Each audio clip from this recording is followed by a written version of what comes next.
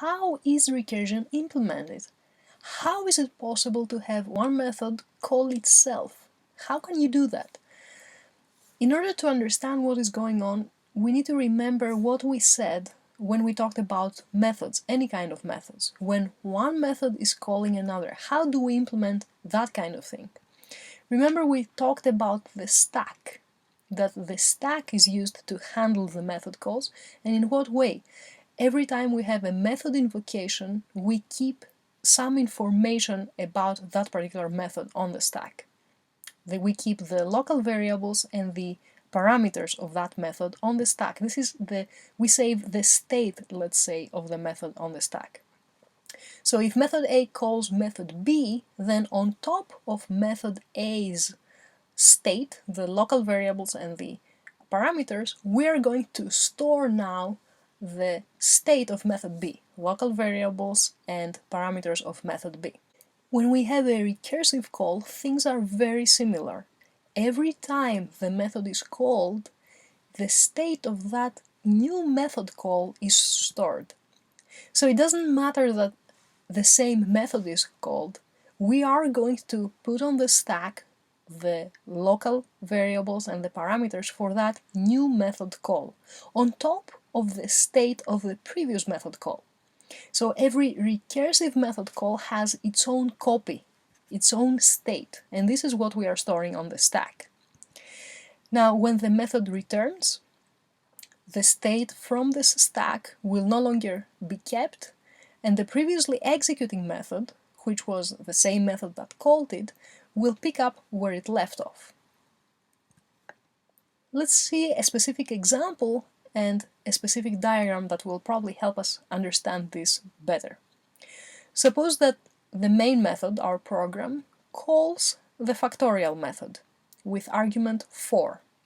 What happens on the stack? We are storing on the stack the state for factorial 4. So local variables and the parameters, which in this case is the number 4. We know that inside the factorial 4 method invocation, inside the body of factorial, we are going to have a call to factorial again. And this time the call to factorial will be with argument 3. As soon as that line of code that is invoking factorial 3 is executed, on the stack we will have the state of factorial 3 stored, local variables and parameters, which in this time it will be the number 3 that is stored. Same way, we know factorial 3 will call factorial 2. The stack becomes even bigger, we store the state for the factorial 2 call, local variables and parameter, this time it is the number 2. And so forth. Factorial 2 will call factorial 1, factorial 1 will invoke factorial 0. Now, we know that as soon as factorial 0 is invoked, that method, that call, the factorial 0 call, will not perform another recursive call. Why? Because this is the base case, when n is equal to 0. So the stack will not keep on growing after that. What will happen is that now these calls will start returning. So factorial 0 will return the value 1. Where is it going to return it? To the method that invoked it, and that is the factorial 1 method call. So factorial 1 will receive the value 1 from the factorial 0, it will use it, and it will produce its own return value. Where is it going to return it? To the method that invoked it. Factorial 2 now gets as return value the value 1 from factorial 1.